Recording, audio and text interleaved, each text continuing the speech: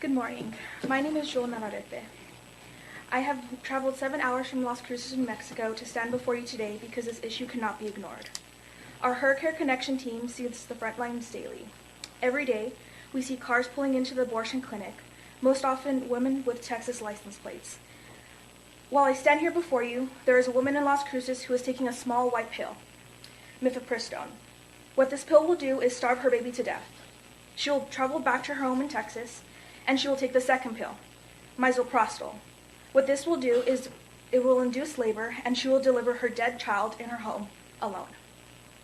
She will be left broken, confused, and hurt.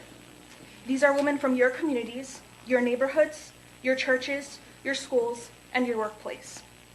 These are your aunts, your sisters, and your daughters who are traveling to New Mexico to receive abortions. They are being told they only have one option for their pregnancy, abortion. They are being lied into thinking they will not succeed, they will not find happiness, and they will not be strong enough to go through with their pregnancy. Women deserve better than this sorry attempt of healthcare and reproductive freedom. Women deserve better than abortion. The women in your communities and all across the state of Texas are being impacted, and I'm here to tell you that your intervention is necessary. We, the Her Care Connection team, are already your boots on the ground, asking you today to pass this ordinance. We are confronting this trauma head-on every single day. Abortion is not healthcare. It is a burden of trauma, a violation of the very essence of what healthcare should be. Commissioners, I implore you to recognize the gravity of this situation. Pass this ordinance. Let's not waste more time, resources, and most importantly, lives. This is an issue that transcends state lines and politics. It's about upholding the dignity of life and the well-being of women. Thank you. Thank you. Paula Rocha.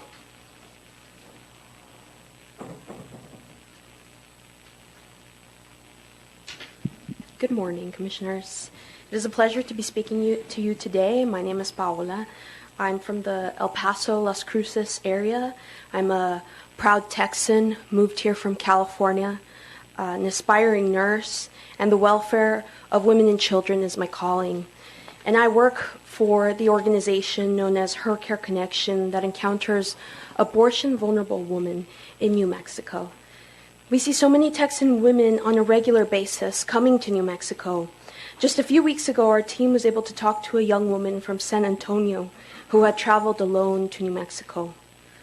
Young as she was, my heart was moved by compassion for this young lady. She didn't want to get rid of her child, but she felt that that was her only option. I can proudly say now that she has gotten the support that she needed and the comfort that she needed from us to make a different decision. Not to mention that we have steered her away from the abortionist in that clinic who has, frankly, a lot of medical malpractice lawsuits. So I wanted to reiterate again how proud I am to be a Texan and that you guys are considering this ordinance. And I wanted to reiterate more than anything my support for the children and the women of Texas and Texas laws.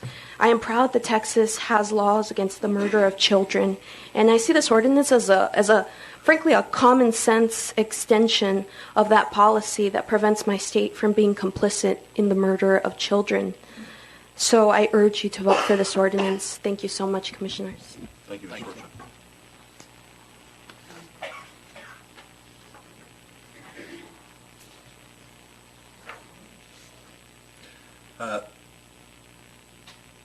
Blanca Savusa, did I pronounce?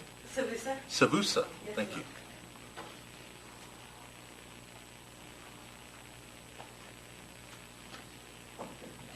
County Judge, may I please hand out some pertinent documents I have here for you guys? Yes, please. Thank you.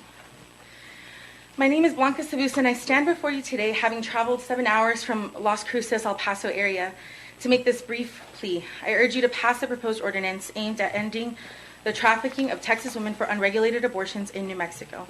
This is not healthcare. It is an unmitigated crisis. Our communities are being impacted, and I'm here to tell you that your intervention is a necessity. Each of you have a copy of a lawsuit that was recently served to New Mexico abortionist Franz Thiard on behalf of a Texas resident. The charges include unconscionable trade practices, informed consent, negligent supervision, medical malpractice, intentional infliction of emotional distress, and improper interference with the disposition of human remains. This lawsuit was filed by Jane Doe, a 19-year-old Texan woman who went to New Mexico for an abortion. She suffered 2 botched abortions that led her to not only pass remains of her dead child at home, but to also endure enormous physical and emotional pain. When she returned to the abortion center with the remains of her child in a plastic bag while still in pain and bleeding, she was simply seeking medical attention and answers to how this happened. Instead, the abortion facility saw her as a public disturbance and had her arrested. Fortunately, our organization, the Southwest Coalition for Life, was there that day on the sidewalk to get Jane released from jail, admitted to a hospital to be treated for the infection she was developing, and connected to free legal representation for this reproductive injustice. Because that's what abortion is all about. Women like us being betrayed by a system that promised them choice and freedom, but only delivers more oppression of our natural bodies. This is not a matter of healthcare, it's a matter of human dignity. By passing this ordinance, Lubbock County has the opportunity to take a moral stand that reverberates across state lines. It is a chance to stand up for women and say, we believe in the sanctity of life, in the dignity of women, and the ethical practice of medicine. I urge you to think deeply about what's at stake. This ordinance isn't just a piece of paper, it's a social contract, a declaration that Lubbock County will not be a party to the trauma and destruction that comes from the practice of abortion as it currently stands. I implore you to stand for the dignity of women and the sanctity of life. Thank you. Thank you. Hi. Dear Lubbock Commissioners, thank you for welcoming me to the lovely city of Lubbock.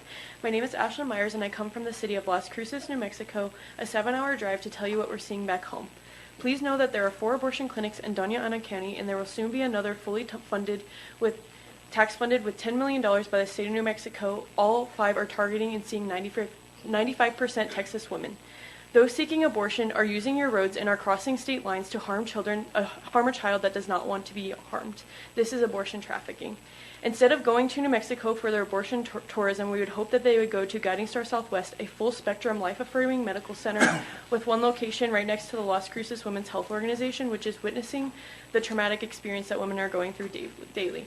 5 minutes into the New Mexico border is abortionist Franz Theard, who is currently in a medical malpractice lawsuit because one woman who had 2 failed abortions on 1 pregnancy and ultimately gave birth to her dead child at home. Then when she allowed the abortion clinic to examine the baby, they took it to not return her baby for proper burial. I passed you a copy of the lawsuit to read. Then if you drive another 40 minutes to get to Las Cruces, the abortionist there is known as the abortion cowboy and flies from Knoxville, Tennessee to Las Cruces to perform abortions. Every time he has to fly to Las Cruces, he buys himself a pair of boots to reward himself for his deeds and work. You can see the pandering to conservatives. I passed you an article about this abortionist.